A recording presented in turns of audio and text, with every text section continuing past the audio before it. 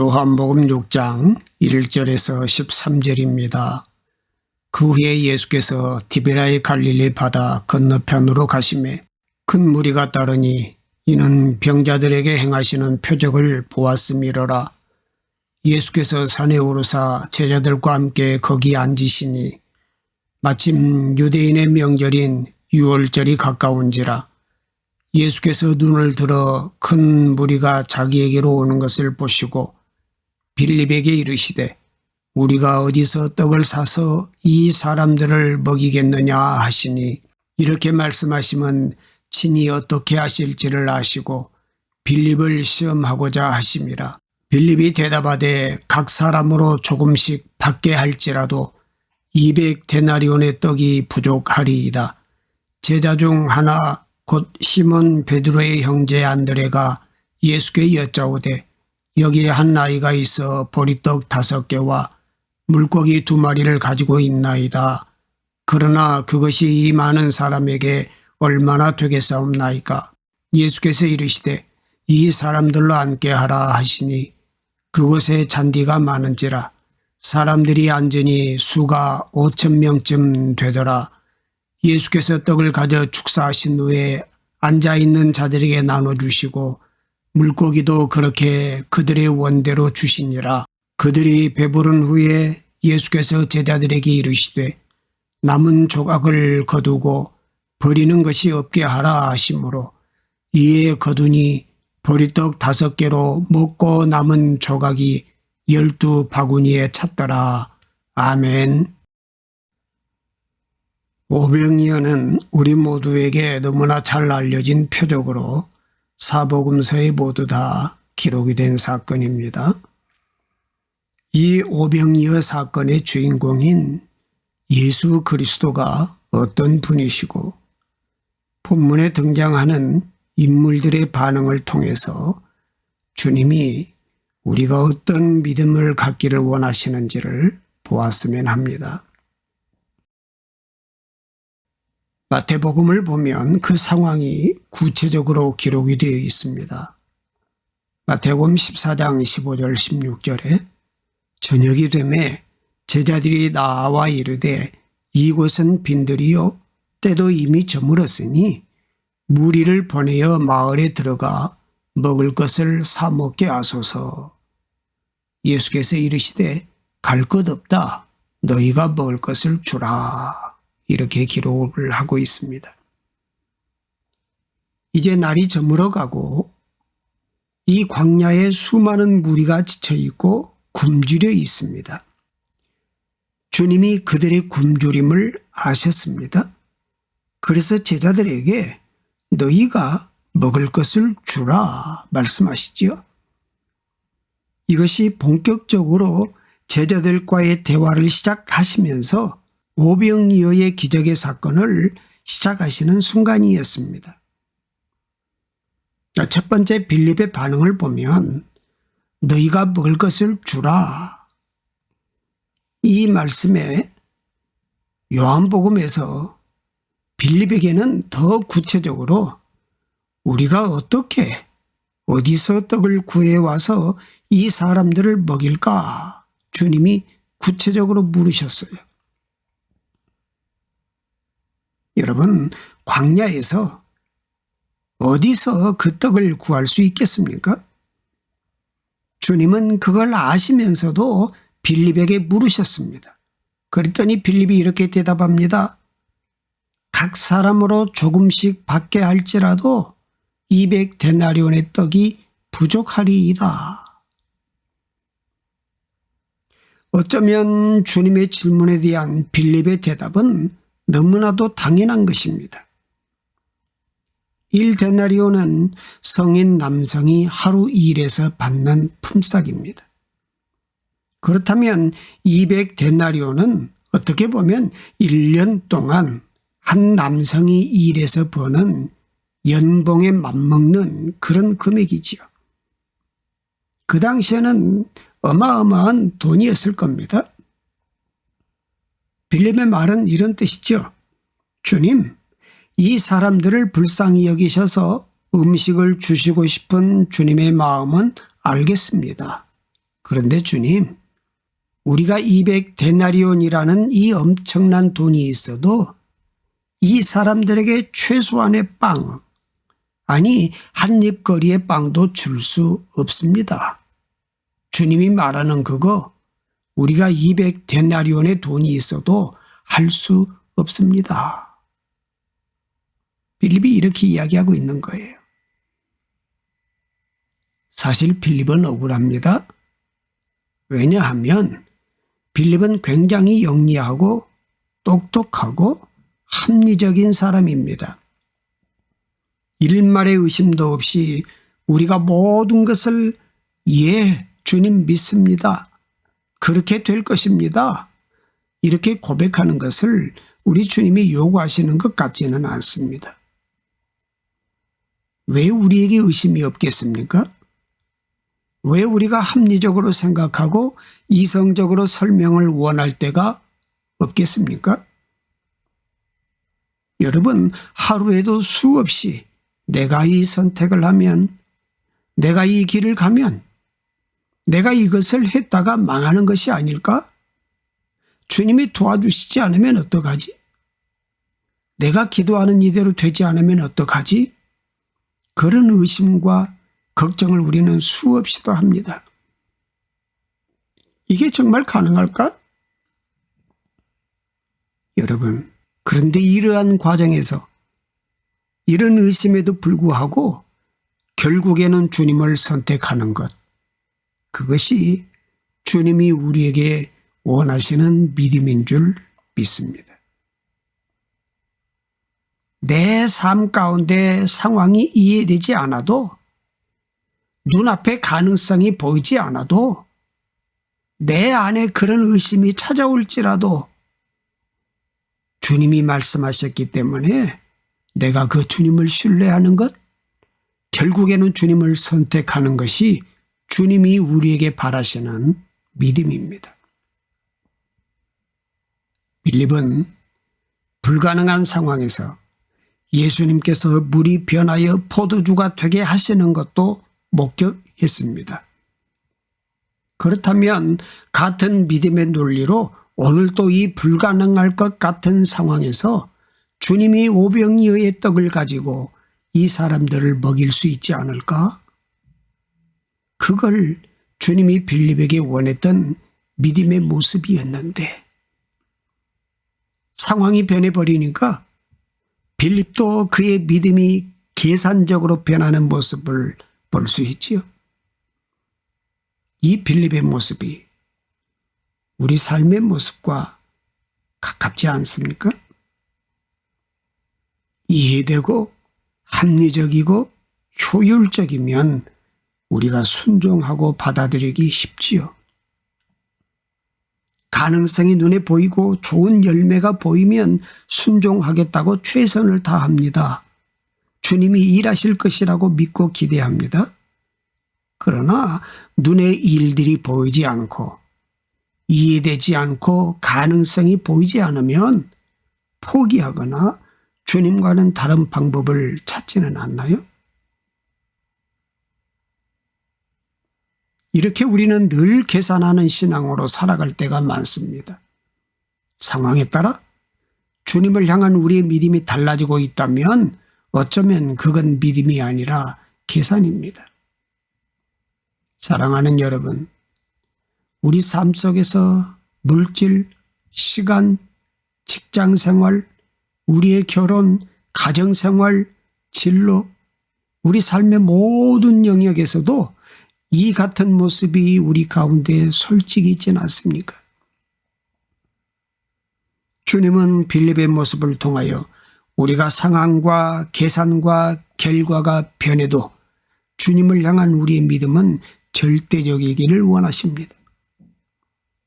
합리적이고 이성적인 우리 삶 속에 꼭 그런 것들이 필요하지만 주님 앞에서는 계산을 포기하고 절대적으로 주님의 말씀을 신뢰할 수 있는 믿음이 우리 모두에게 있기를 원하고 계십니다.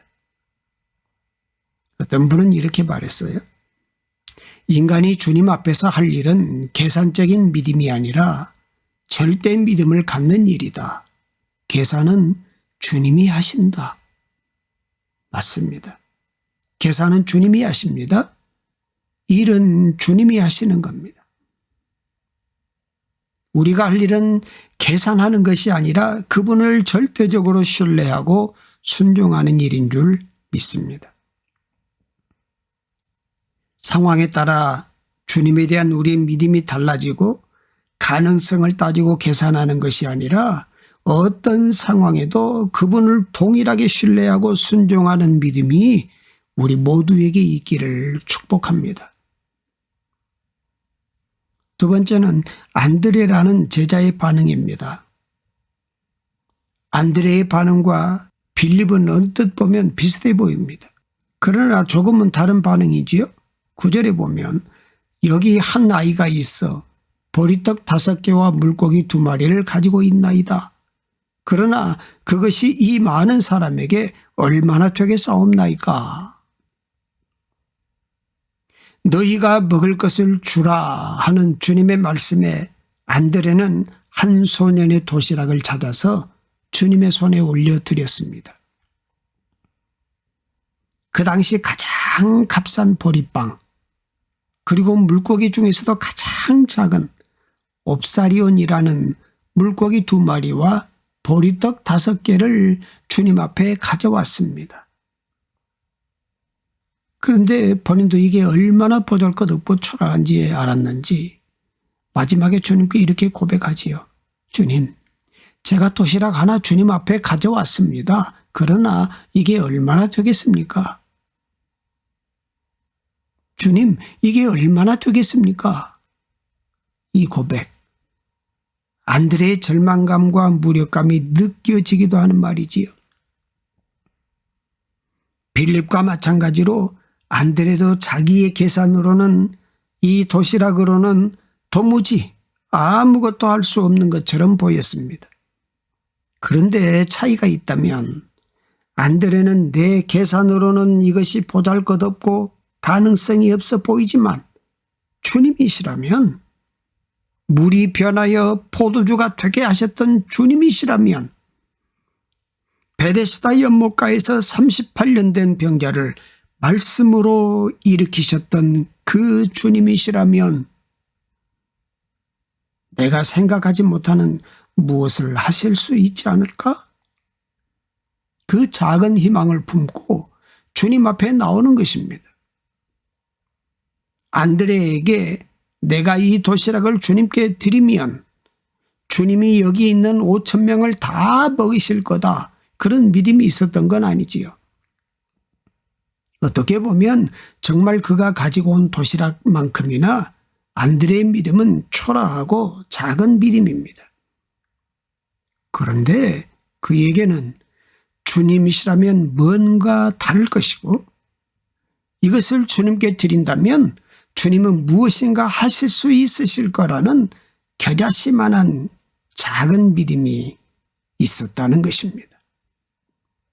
사랑하는 여러분, 너무나도 평범한 내 인생, 때로는 초라하고 외롭고 형편없는 내 인생을 바라보면서 주님, 제 인생 정말 주님 쓰실 수 있으시겠습니까? 하나님의 나라를 위해서 내 인생 정말 무엇이 되겠습니까? 낙심하며 탄식할 때가 있지는 않으십니까? 공부도 안 하고 말도 안 듣고 인생을 허비하는 내 자녀들을 바라보며 다른 자녀들보다 뒤처지고 있는 내 자녀들을 보며 불안하고 답답한 마음으로 여러분 주님 앞에 때로는 부르짖고 계시지는 않습니까? 그런데 주님이 내 자녀를 만나주신다면, 주님이 그들의 인생 가운데 들어오시기만 한다면 내 자녀들 주님이 쓰시지 않을까? 그 작은 믿음 하나로 가능성이 보이지 않아도 여러분 자녀들을 위해서 눈물로 기도하고 계시는 거 아닙니까?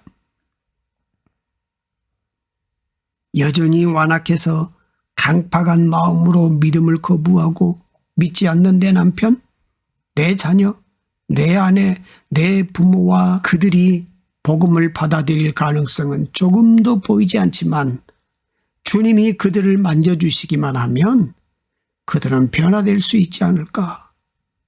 그 작은 믿음으로 우리 그 영혼들을 위해서 오늘도 포기하지 않고 기도하는 거 아닙니까? 정말 교만하고 무능력한 이 나라의 지도자들, 완악하고 변화될 것 같이 보이지 않는 이 사회에 정말 악한 모습들, 우리가 왜 나라를 위해서 기도합니까? 내가 드리는 그 작은 기도가 어떻게 이 나라를, 이 사회를 변화시킬 수 있겠습니까? 그런데 우리의 그 기도가 나의 작은 물질의 헌신이 주님 손에 붙들린다면, 주님이 그걸 사용하신다면 우리나라, 우리 민족, 주님이 변화시킬 수 있지 않겠습니까? 그래서 우리가 포기하지 않는 겁니다. 그 작은 희망이 우리로 하여금 크신 하나님을 바라보게 하기에 우리의 믿음이, 우리의 삶의 자리가, 우리의 상황과 처지가 이 작은 도시락처럼 비록 보잘것없고 초라해 보여도 그래도 주님이 이것을 붙드신다면, 주님이 사용하신다면 변화가 생기지 않을까? 치유가 일어나지 않을까? 회복이 일어나지 않을까? 그 믿음이 저와 여러분 모두에게 있기를 간절히 소망합니다. 저도 목회자로 부름을 받고 저 자신이 저를 보아도 주의 종이 될 자질이 없습니다. 제 자신이 참 교만하고 주님 앞에 욕심도 많고 어떻게 봐도 목회자로서 그런 재능이 없어 보입니다.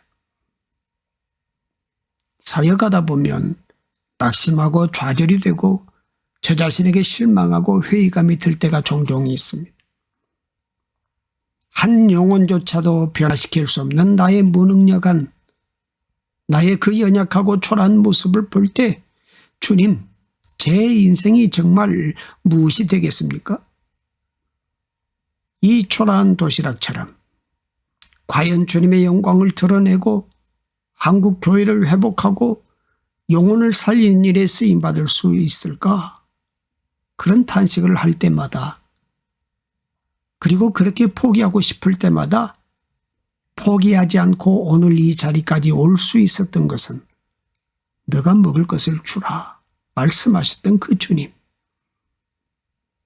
그 주님이 내가 이렇게 연약하고 부족해도 주님이 나를 붙드신다면 주님이 나를 어떻게든 사용하시지 않을까라는 그 작은 희망으로 포기하지 않고 주님께서 오늘의 자리까지 오게 하셨어요.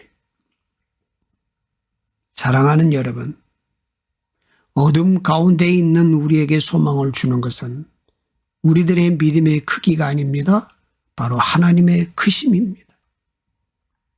우리에게 진정 필요한 것은 크고 대단한 믿음이 아니라 크고 대단한 하나님에 대한 분명한 믿음입니다. 그 크신 하나님을 보는 겨자씨만한 믿음이 우리 모두에게 있기를 축복합니다. 주님, 우리의 인생이 얼마나 되겠사옵나이까? 우리가 무엇을 할 수 있겠습니까? 그렇지만 주님이시라면, 주님이 내 인생에 계신다면, 주님이 나를 붙들어 주신다면 무엇이 될 줄로 믿습니다. 이 믿음의 고백이 저와 여러분 모두에게 있기를 축복합니다. 다음으로는 한 어린 소년의 등장입니다.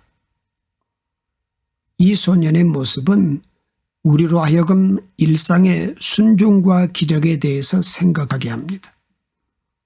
다른 복음서에는 기록되어 있지 않지만 요한복음에서는 안드레가 가져와서 주님께 드렸던 그 도시락이 한 어린 소년의 도시락이었다라고 기록을 하고 있습니다.